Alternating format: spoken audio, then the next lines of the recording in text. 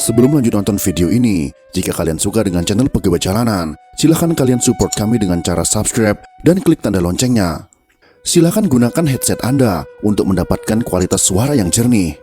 Selamat menonton.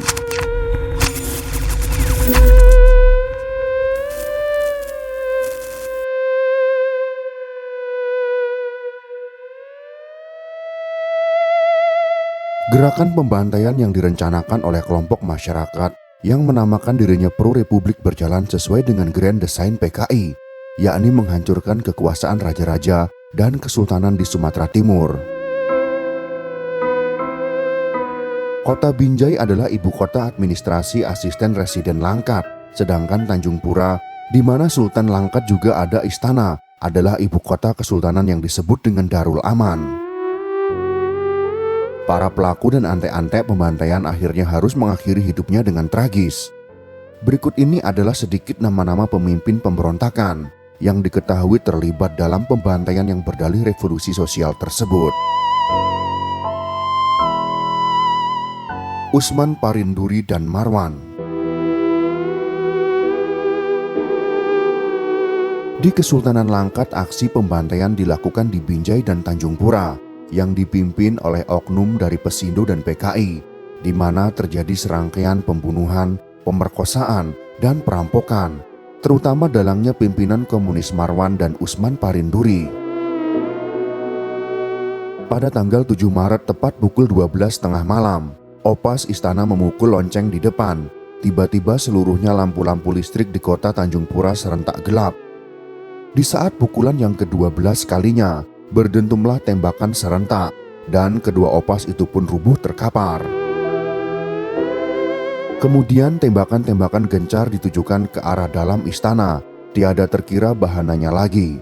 Bebarengan dengan itu terdengar suara riuh rendah, gegap gempita gerombolan laskar buka baju dengan senjata api dan bambu runcing, melewati pintu pagar istana dan menghancurkan segala pintu memasuki istana. Semua penghuni istana dikumpulkan, dan segala senjata tajam seperti pisau-pisau dapur pun harus diserahkan. Menjelang subuh hari, semua isi istana, keluarga sultan, dan orang-orang besar yang ada dibariskan, dan dengan sehelai sepinggang dipaksa berjalan kaki menuju perkebunan sawit seberang. Rombongan ini selanjutnya dipecah-pecah menjadi beberapa kelompok. Kelompok pertama dibawa ke dekat sungai di sekitar sawit seberang, dan langsung dipenggal kepalanya satu persatu. Sementara kelompok sultan dengan anak istrinya tiba di perkebunan sawit seberang. Di sini kepala gerombolan komunis, yaitu Marwan dan Usman Parinduri, menanya 3 orang putri sultan yang masih remaja. Apakah mereka bersedia menebus nyawa ayah mereka? Bersedia, jawab mereka serentak. Bagaimana jika kalian mau bersetubuh dengan kami, maka nyawa ayah kalian akan diselamatkan. Kedua orang putri sultan dengan lemah lunglai maju ke depan dan bermohon kepada kedua orang sadis itu agar adik mereka yang masih di bawah umur janganlah turut diperkosa. Mereka mengabulkan. Kemudian kedua orang putri itu digiringlah ke kamar sebelah dan digolekkan di atas 2 buah meja.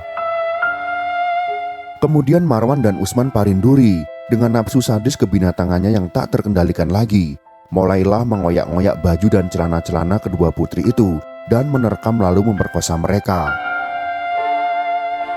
Demi menyelamatkan nyawa ayah mereka, sang Sultan Langkat, kedua putri Sultan Langkat terpaksa bersedia melayani nafsu birahi binatang yang bernama Marwan dan Usman Parinduri.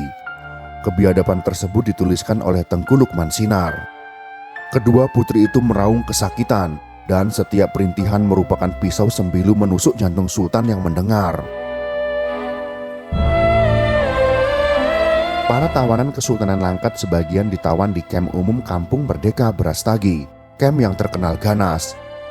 Sebagian diantaranya termasuk putri Sultan diselamatkan pasukan TKR atau Tentara Keamanan Rakyat dan dibawa ke Medan.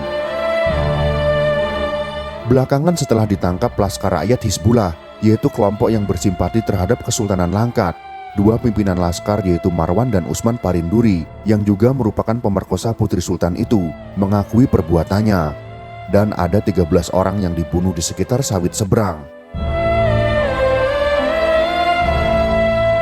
Berita pemerkosaan itu tersebar luas. Setelah beberapa bulan peristiwa itu terjadi, sehingga muncul protes keras dari organisasi-organisasi Islam.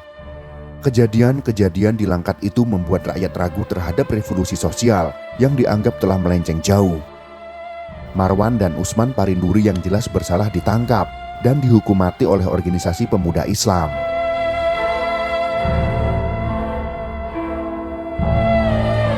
Yang Wijaya.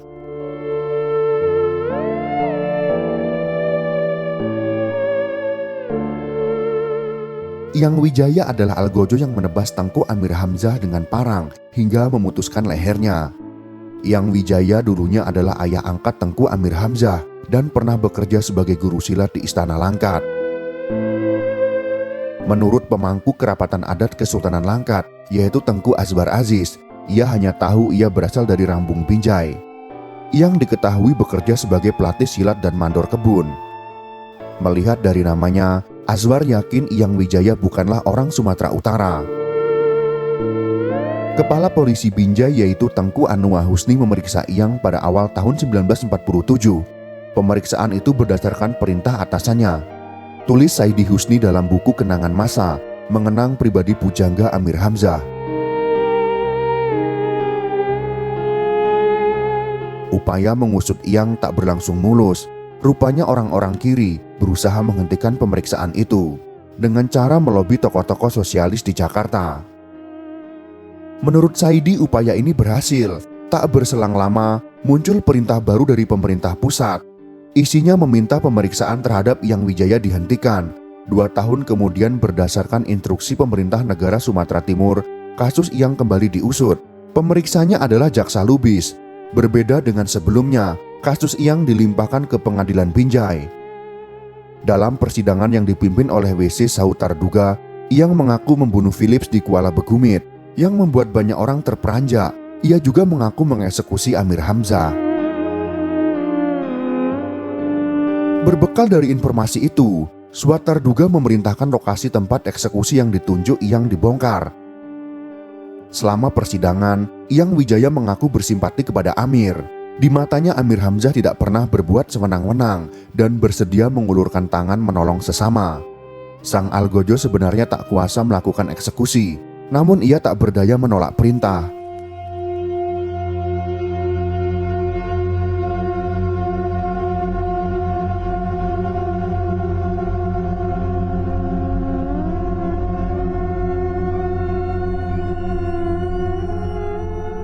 Yang sempat dikabarkan ragu-ragu saat hendak melakukan eksekusi. Orang-orang di belakangnya berteriak, "Cepat mandor!"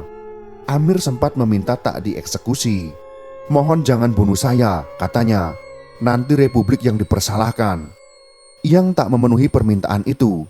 "Saya hanya menjalankan perintah," jawab Yang Wijaya.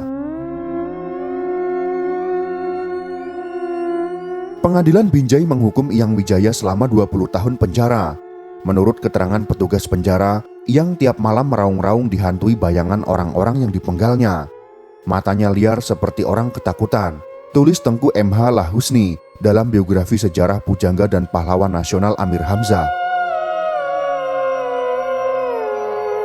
Jumlah orang yang dieksekusi Yang tak pernah jelas. Saat lahan yang menjadi tempat pembantaian di Kuala Begumit dibongkar, setidaknya ditemukan 26 kerangka di sana. 2 diantaranya adalah Amir Hamzah dan Philips Simanjuntak. Di dalam salah satu lubang ditemukan sejumlah barang, termasuk cincin emas berbatu nilam dan jimat timah yang terselip di celana. Barang itu adalah barang milik Amir. Belum selesai menjalani masa hukuman, Yang mendapat amnesti dari pemerintah Republik Indonesia Serikat di Jakarta pada tahun 1950-an. Alasannya menurut M.H. Lahusni, perbuatan Yang Wijaya akibat dari perjuangan. Tengku Kamilia sempat mempertanyakan bebasnya Yang kepada Saidi Husni, yang saat itu bertugas sebagai kepala polisi di Langkat. Menurut Saidi, dalam buku Kenangan Masa, saat datang ke kantornya, wajah Tengku Kamilia terlihat tidak begitu gembira. Apakah orang yang telah dihukum pengadilan sampai 20 tahun penjara dapat dikeluarkan begitu saja? Saidi hanya mendengarkan keluhan Kamilia dan berjanji menyampaikan pesan itu kepada atasannya. Meski telah bebas, Yang tak bisa menghirup udara segar. Di rumahnya di kampung Rambung Binjai, ia dikurung dalam kamar tertutup karena dianggap gila, terlihat ketakutan, dan seperti berusaha selalu kabur. Menurut NH Dini, Tahura pernah bertemu dengan Iyang Wijaya. Dalam pertemuan itu, Iyang Wijaya ngomongnya tidak karuan. Mungkin dia juga stres, kata Tahura. Sang mandor pun mati dalam keadaan gila 4 tahun setelah keluar dari penjara.